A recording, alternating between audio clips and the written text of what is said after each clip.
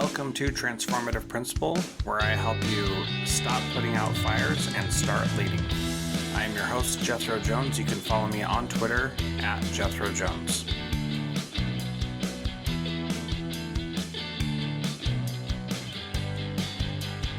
Welcome to Transformative Principal. This is part of the Summer of AI series. Today I have Janessa Fletcher on the program, and the Summer of AI series is brought to you by School AI. School AI helps save you hours per week as a teacher in automating the busy work that you have to do. And it's also brought to you by AI Leader, which is where you can go to learn all about artificial intelligence and how to have it help you in your daily work as a school leader.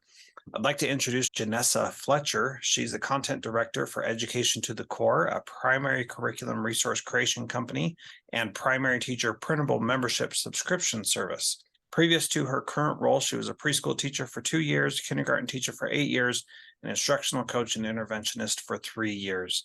Janessa, welcome to Transformative Principal. I'm excited to have you, and we have a great conversation. What do you think people should get out of this conversation, what they should walk away from? The future of AI in primary classrooms, and is it going to eventually be beneficial for primary educators? A tool, ChatGPT, any AI tool that we can use in our classrooms in the future.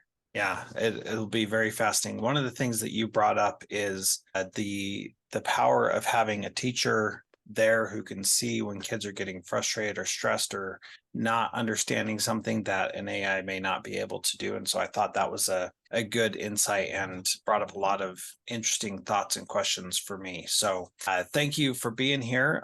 Look forward to this conversation. We'll get to the interview with Janessa Fletcher in just a moment.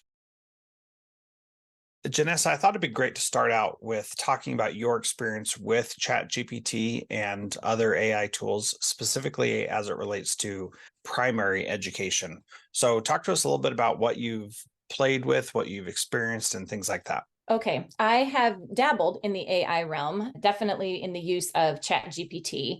I use it in my position with Education to the Core to write social media posts or pieces of emails.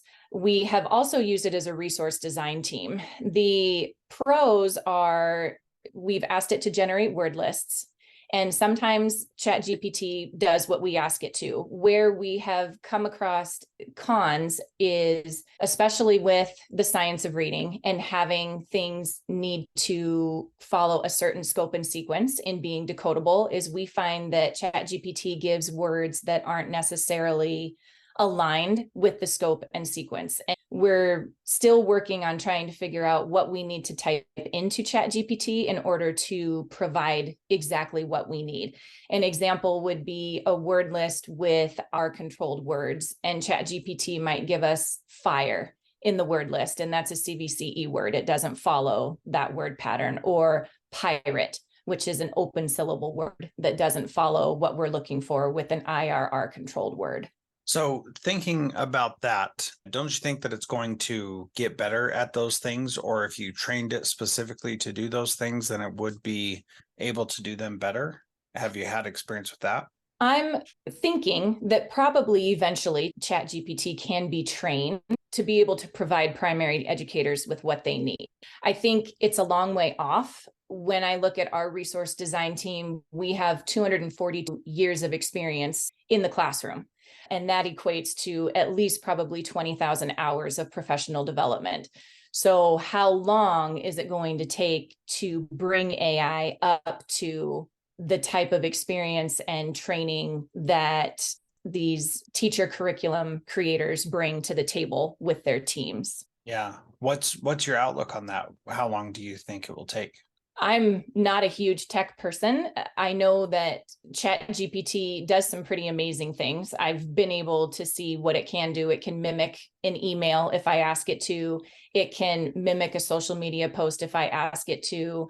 And so I think over time, it probably can be programmed to do what we need. I think it's also going to depend on different programs run with different scopes and sequences for phonics instruction. And so being able to input, if they're asking for something that's aligned to Orton Gillingham, this is the scope and sequence that needs to be used. If it's asking for something that's aligned to UFLI foundations, this is the scope and sequence it needs to use. So I do believe there's going to need to be some intensive programming into AI in order for it to be able to produce the type of decodable text that primary teachers especially will be asking for. Yeah, I think that's a really interesting concept. Have you asked if it is familiar with UFLI, for example? I have typed in and it is a little bit better, but it will still put words in there that aren't decodable yet based on that specific scope and sequence.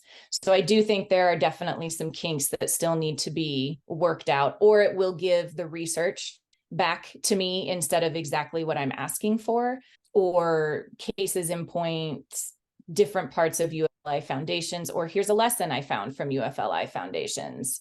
So I think lesson plans could be created in ChatGPT. The catch for me is, as a teacher, we turn in the lesson plan, but we still need all the supplemental resources that go along with it. Mm-hmm. So if I ask it to write a lesson plan for me, I still need to read through the lesson plan and make sure I have the resources and materials to support that plan for my students. And then I have to go to a website, a teacher membership printable website, or Teachers Pay Teachers to get the activities in the lesson plan that ChatGPT created. So I think it might alleviate if you still need to turn in lesson plans to your admin, but we're not quite there for it to create the worksheets that you need or the hands-on materials and activities that you need to engage your students in the lessons. Yeah, that's really interesting because there is so much more to teaching kids to read than just a lesson plan, right? There's things that they need to do. There's practice, there's take-home books that they're reading, the decodables, all that kind of stuff. There's a lot of debate and talk out there now about how things are not working with AI. Specifically, there's a lot of debate about the science of reading. And we have to do the supplemental materials and resources. Yes, that I believe will come, that you'll be able to at some point say, create a decodable book for this specific thing that is culturally responsive to the kids that are in my classroom, and this is who they are, and it'll be able to create that at some point. I think that's going to come, and I think that's going to come a lot faster than we probably think. Beyond that aspect, how beneficial is it for them to be incorporating this right now, or is it too far? It takes too much work to use it in a way that's effective. I believe for upper elementary and probably middle school and high school teachers, ChatGPT is probably more valuable now in what it can provide.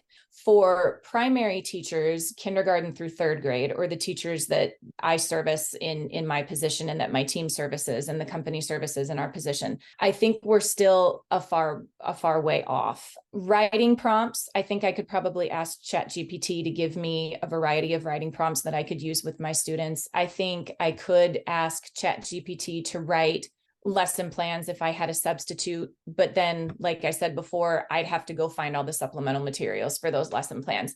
I think, can ChatGPT grade my papers yet? No. I saw a post the other day about ChatGPT wrote end of year awards for a teacher.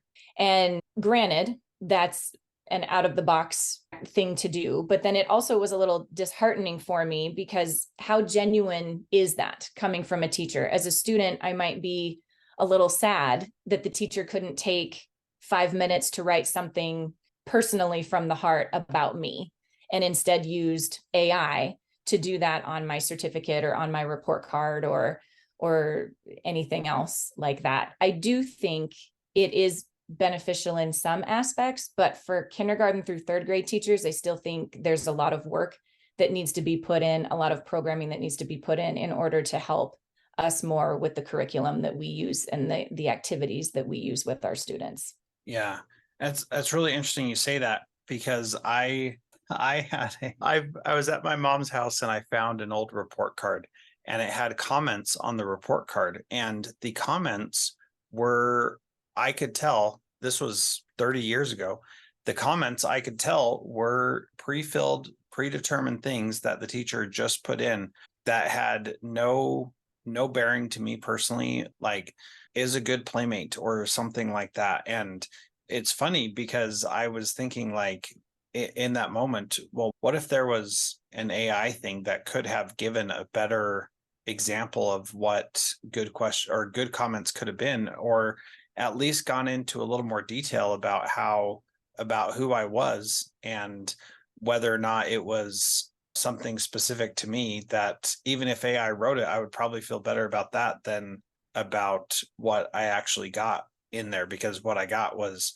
these generic things that were pointless to me.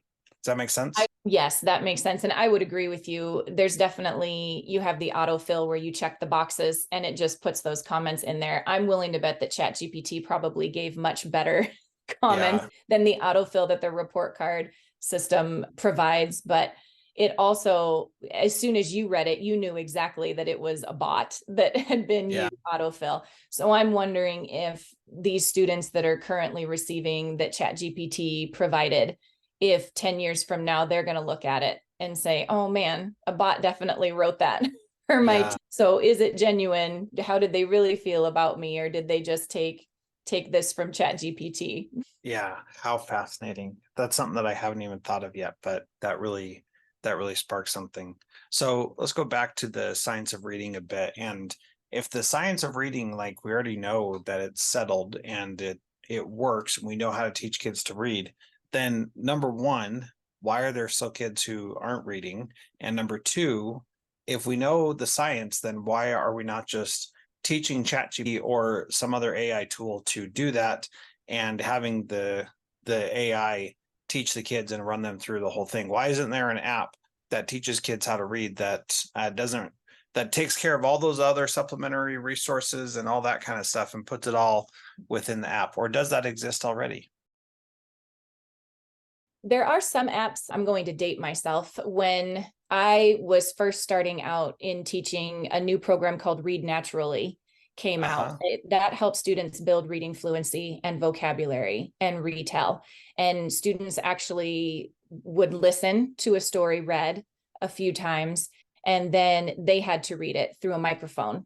And the system would track the words that they read correctly, how many words they read correctly, and then students would have to type in responses to questions after reading a passage or a story, and then work on vocabulary building, the new vocabulary words they were introduced to in the story with pictures. So that was a program, like I said, dating myself, that came out probably 15 to 20 years ago. I do think that actually since 1991.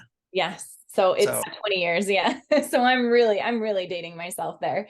I do think that now, like you said, that science of reading has been settled and they've decided this is research, this is best practices for teaching students how to read and how students read, that we will probably see apps and programs come out that follow a more SOAR aligned program, more heavily based in phonics, that's using orthographic mapping, word mapping, to help students learn variety of vocabulary words, that's having them decode and read fluently into microphones so they can identify where the holes might be, so they know how to fill those holes.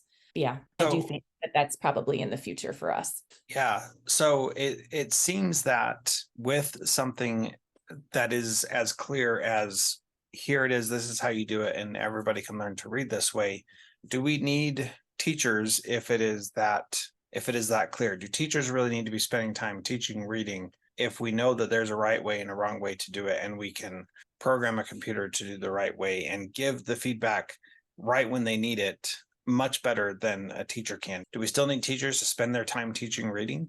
I believe we do. It kind of goes to that one size doesn't fit all mentality. And yes, science of reading is where the research says best practices are in reading instruction, but we also know that it may be best practices for most, but not all.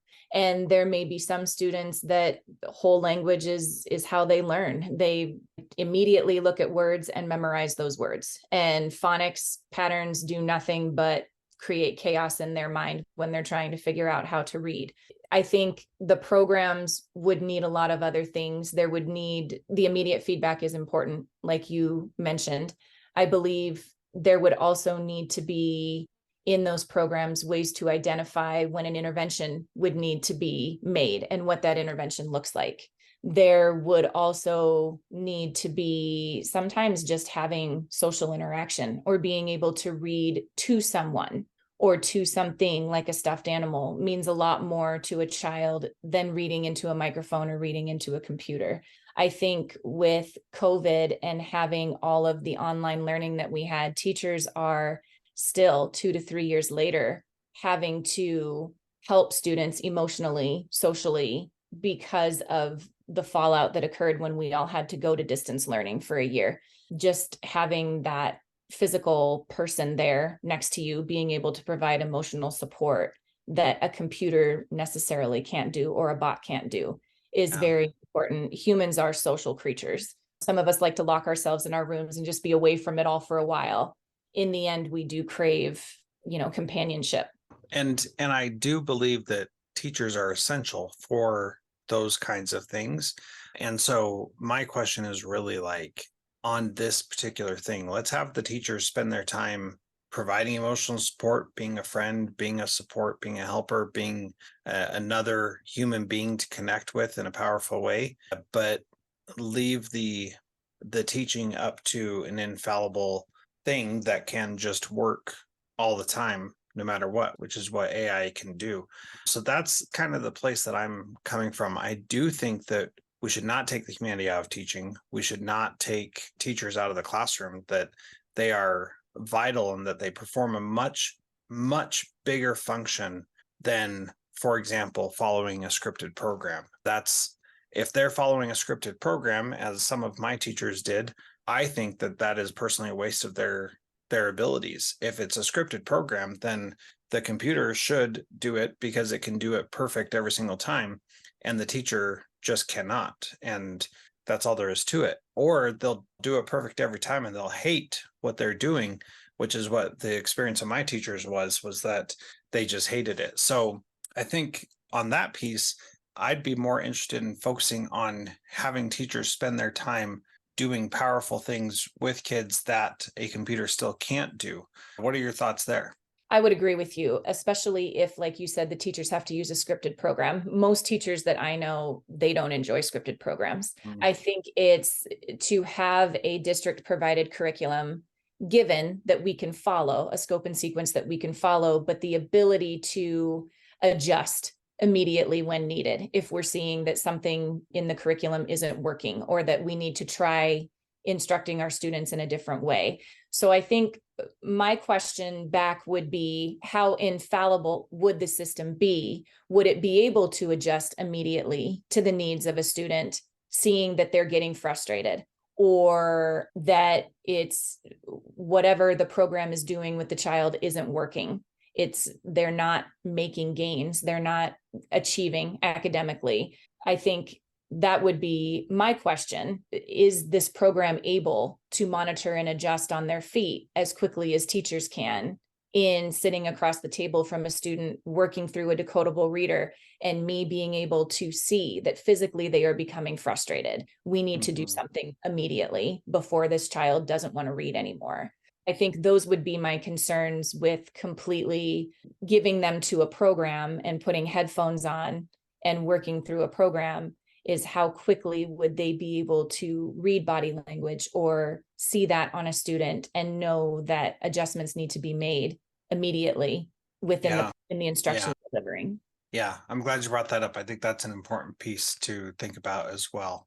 And I think that as you understand what your own individual students need as a teacher, you can start to sense when they're reaching that breaking point. And I believe that is likely something that could be figured out with artificial intelligence, that could become a little more dystopian and a little creepy. But I agree with you. I think about AI, the movie that came out a while ago, and I think about eventually we probably will be there where they do read emotions and feelings and are able to. So I think that reading is the most essential skill that we have in life, period. That if you can read, then you can learn anything else. And it's just a matter of continuing to be able to read. And even though YouTube and things exist that can show things, we still are very text dependent and still need to have that skill. And if we do, then we can do a lot more than we could do otherwise. So I think that reading is just so essential, and there should be no reason why kids are not able to read, and that we should do everything in our power to ensure that kids can read, because it just opens the door for so many things. What do you think are the biggest barriers to kids finding success in reading right now? I think it's lack of practice and support.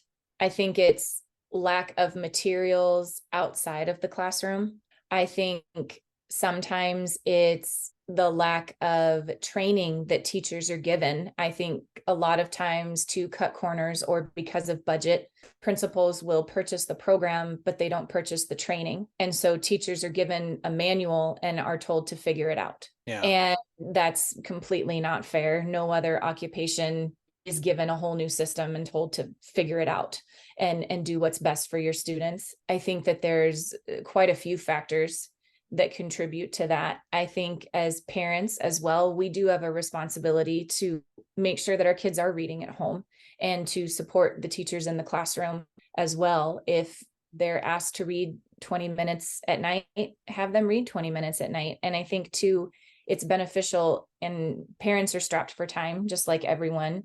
But if you can sit with your child and listen to them read, then you're also able to provide that immediate feedback that the teachers are trying to provide in the classroom when they're working with kids. So I think there's a lot of things that contribute to students that struggle still with reading.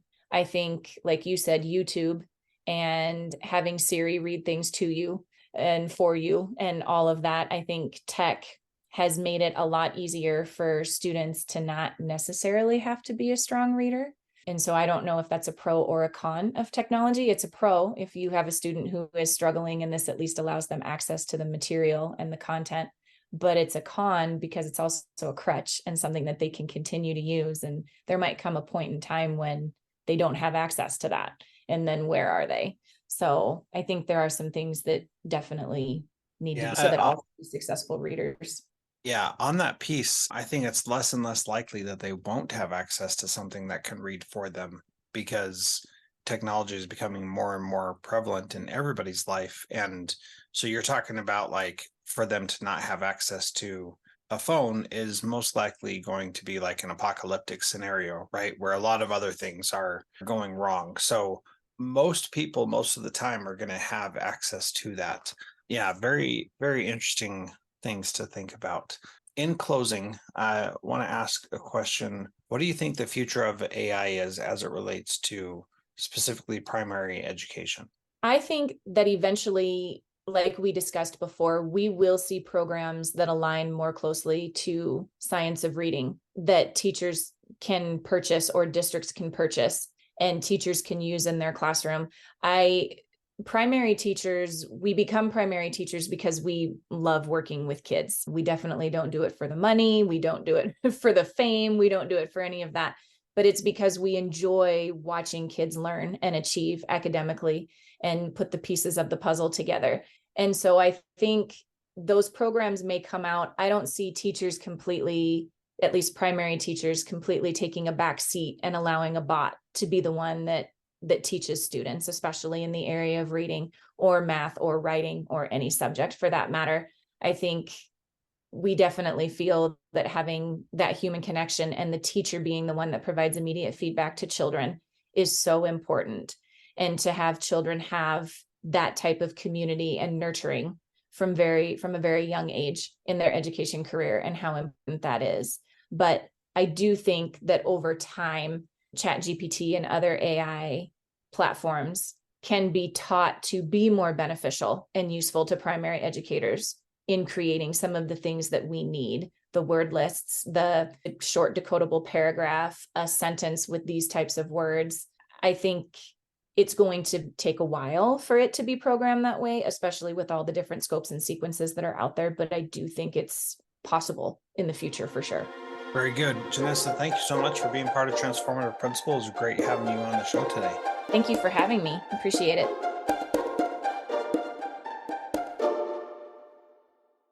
Edited by Gage Sanderson.